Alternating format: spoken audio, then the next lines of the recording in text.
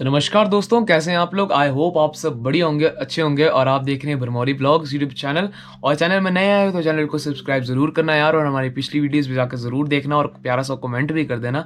और आज का ब्लॉग यार काफ़ी इंटरेस्टिंग रहने वाला है। और इस टाइम हो रहा है, सुबह के बज रहे हैं, सुबह के टाइम हो रहा है 10:24 आपको दिख रहा होगा टाइम।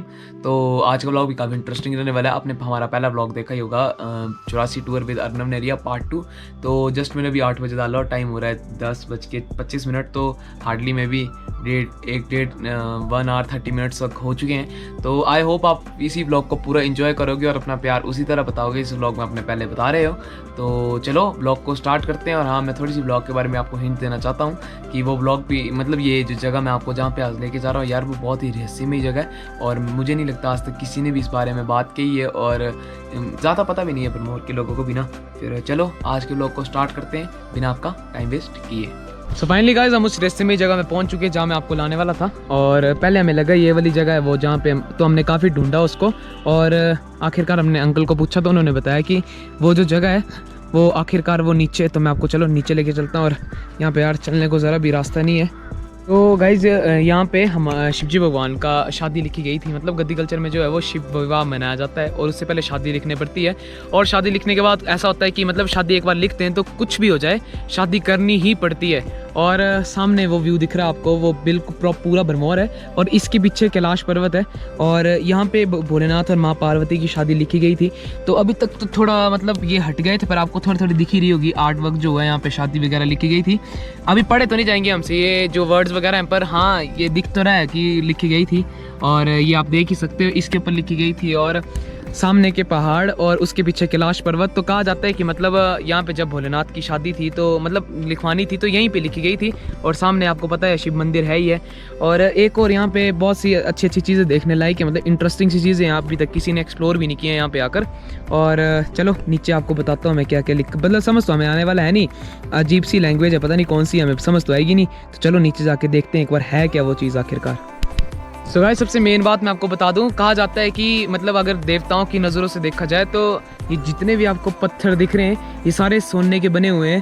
पर अब तो ये सिंपल पत्थर ही हैं, पर कहा जाता है ये सोने के बने हुए थे बिल्कुल।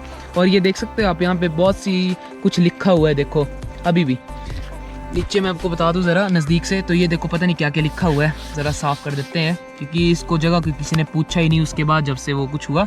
तो हमारे बुज़ुर्गों ने बताया कि भरमौर में ऐसी, मतलब मेरे को भी 2 साल पहले लगा था पता कि कुछ इस टाइप में जगह भी है। तो ये देखो यार लिखा हुआ है यहाँ पे कुछ, और ये देखो कुछ आर्ट सी हुई पड़ी है, पर पता नहीं क्या लिखा हुआ है। तो गाइस, हमें अंकल जी ने बताया कि यहाँ पर ये जो आप बॉक्सेस देख रहे हो, तो जुआ जिसको कहा जाता है, पांडव यहाँ पे खेलते थे। कौडी जुआ होता था कुछ, मेरे को भी ज़्यादा पता नहीं इस बारे में, वो खेला करते थे। तो अब ज़्यादा हमें पता नहीं है सच कितना और झूठ कितना, वो भगवान ही जाने। और बाकी यहाँ पे लिखा हुआ है शादी वगैरह कहा जाता है, यहाँ पे शिव भगवान की शादी लिखी गई थी, मैं आपको बता रहा हूँ इतनी देर से। और आप देख सकते हैं यार पता नहीं किस वर्ड में लिखा गया है। और सबसे इंटरेस्टिंग बात की कहा जाता है 2.5 साल में यहाँ पे 2 वर्ड जो हैं वो ज्वाइन होते हैं। तो वो मुझे नहीं पता यार कौन से वर्ड ज्वाइन होते हैं, पर कहा जाता है कि मतलब जो 2 वर्ड जो हैं वो यहाँ पे 2.5 साल बाद ज्वाइन होते रहते हैं। और बाकी आप देख सकते हैं यहाँ पे ये चट्टानें वगैरह अब तो थोड़ी धस गई, और नीचे कुछ भी नहीं है, पत्थर ही हैं। तो गाइस, कहा जाता है, मैं आपको बताया कि यहाँ पे जो ये जितने भी आपको नीचे तक पत्थर दिख रहे हैं बिल्कुल सोने के हुआ करते थे एक टाइम पर अभी भी हैं, पर देवताओं की नज़रों से देखा जाए तब, क्योंकि अब घोर कलयुग लग पड़ा है। तो मतलब धर्म के नाम पे बंदे धर्म को नहीं मान रहे ज़्यादातर। और भरमौर से कुछ ही दूर है, मतलब पैदल 15-20 मिनट लग जाएंगे ज़्यादा। तो मैं अब आपको एक ऐसी जगह पे लेकर चलता हूँ, त्रिलोचन महादेव जी का चक्का का मतलब जो ये हुई है ना आर्ट वगैरह, ये इसको चक्का कहा जाता है हमारी लैंग्वेज में। पत्थर के ऊपर आर्ट हो ना, मतलब मैंने आपको बताया था ना शादी वाले व्लॉग में कि हमारे यहाँ पर जब भी कोई भी शादी वगैरह होती है तब उसको लिखते हैं। तो लिख के ऐसा होता है कि अगर एक बार शादी को लिख दिया जाए तो उसमें कुछ भी हो जाए, बस दूल्हा दुल्हन को कुछ ना हो, मतलब अगर फैमिली में भी कुछ हो जाती है मिस हैपनिंग वगैरह, तो शादी करनी ही पड़ती है। तो इसके लिए कहा जाता है कि शादी लिखना, तो उसका कंफर्म है कि मतलब शादी होनी ही होनी है, बेशक कुछ भी हो जाए, समझ सकते हो ना आप मतलब। तो मैं आपको ऐसी जगह पे लेकर चलता हूँ, एक यहाँ पे अब इधर ही है, साथ में ही है। मैंने भाई को बोला है, भाई आ जाएंगे, वो भी हिस्ट्री बता देंगे। उनके पूर्वज थे, महादेव थे, और त्रिलोचन महादेव के नाम से उनको जाना जाता है, क्योंकि त्रिलोचन महादेव की हिस्ट्री अब पूरी मैं आपको भाई के जुबान से सुनाऊंगा। बाकी मैंने आपको बताया ना वो नीचे तक जितने भी आपको पत्थर दिख रहे हैं ना, घर नहीं पर ये ऊपर जितने भी पत्थर हैं ये सब सोने के बने हुए थे। अभी भी हैं, मैं आपको बोल रहा हूँ ना, बस बीच में थोड़ी सी भूल जा रहा हूँ। मतलब ये जितने भी आपको, ये तो चलो क्या, पर वो नीचे जितने भी दिख रहे हैं ये सारे सोने के हुआ करते थे, क्योंकि भोलेनाथ की शादी लिखी गई। और भोलेनाथ की शादी लिखना मतलब एक बहुत बड़ी बात है, और किसी को अभी तक मैक्सिमम लोगों को पता भी नहीं है, होगा पता पर बहुत कम लोगों को पता होगा। और बाकी अब चलते हैं उस जगह की तरफ जहाँ पे मैंने आपको त्रिलोचन महादेव जी की स्टोरी सुनानी है। तो चलिए यार चलते हैं उस तरफ। फाइनली गाइज हम पहुंच चुके हैं संचुई गांव में, और मैं मेरे साथ ज्वाइन हूँ बॉबी भैया और ये सत्यम। तो मैं इनसे स्टोरी पूछूंगा त्रिलोचन महादेव की। तो भाई बताना ज़रा।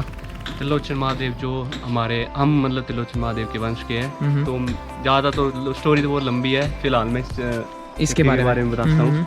ये चक्का मतलब काफ़ी सदियों से दबा हुआ था।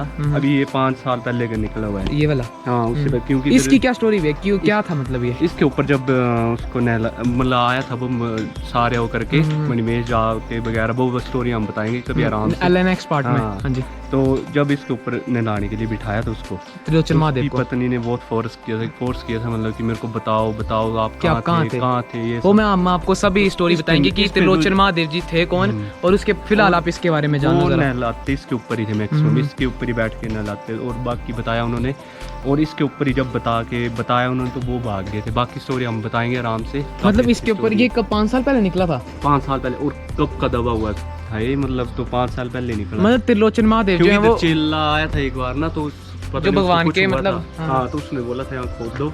जब खोदा तो ये निकला था। अच्छा, ये निकला ये दबा हुआ था मतलब। और कुछ था इसी, यही स्टोरी नहीं इसकी। और त्रिलोचन महादेव की स्टोरी। त्रिलोचन महादेव की। और आप बता रहे थे कुछ यहाँ पे खुदाई वगैरह हुई थी, तो कुछ निकला भी था अंदर से, मूर्तियां वगैरह निकली थी। जो भी एक घर त्रिलोचन महादेव का जो पुराना घर है, यहाँ से मूर्तियां वगैरह निकली। वो मूर्तियां तो बताएंगे हम बताते हैं अभी आपको। चलो यार मंदिर की ओर चलते हैं फिर। गाइस फाइनली हम पहुंच चुके हैं मंदिर में, और ज़्यादा दूर नहीं था, वहाँ पे हमने अभी थोड़ी शूटिंग की। और भाई बताना जरा यार, यहाँ पे भी आके भी हमें ज़्यादा पता ही नहीं है। ये त्रिलोचन महादेव मतलब महादेव का ही मंदिर है। तो यहाँ और इसको क्या कहा जाता है, संगल ना? मेरे को तो पता है, इनको नहीं पता होगा। कोई होंगे। तो जब भी मणिमेश जाते हैं जन्माष्टमी वाले दिन, यहाँ मतलब नवाड़ा होता है शिव जी के लिए, क्योंकि शिव जी के जेल जो वो मणिमेश डल झील को तोड़ते हैं। वो तो पता ही क्या ये सारा निकला था, मतलब जब त्रिलोचन महादेव के जो ये नंदी ये भी निकले थे। हाँ, ये सब निकले थे। और जब वो दूध नहीं पी रहे थे नंदी, तब ये भी पी रहा था दूध। अच्छा, ये सब पुरानी चीजें निकली। ये तो बनी हुई, ये तो बनाई है। और ये भैया ये क्या है? ये भी निकला, ये मेरे को पता ही नहीं। ये तो शायद भांग घोटती थी गोरा माता। अच्छा, भांग घोटते थे गोरा माता। इसके अंदर गाइस गोरा माता भांग घोटा करते थे, भाई ने बताया मेरे को भी। बाकी ये सब निकली चीजें पुरानी, जितनी भी पुरानी चीजें हैं सारी। अभी तो ये पुरानी चीज ऐसी जो हमें भी नहीं पता। ये तो मेरे को बस ये इतना सा लग रहा है कि नंदी महाराज की है, और ये बाकी नहीं पता ना। बस है देवी की मतलब। बाकी ये भोलेनाथ का मंदिर है। और कुछ थोड़ा सा बताओ तो। ये चढ़ाई हुई है मूर्तियां।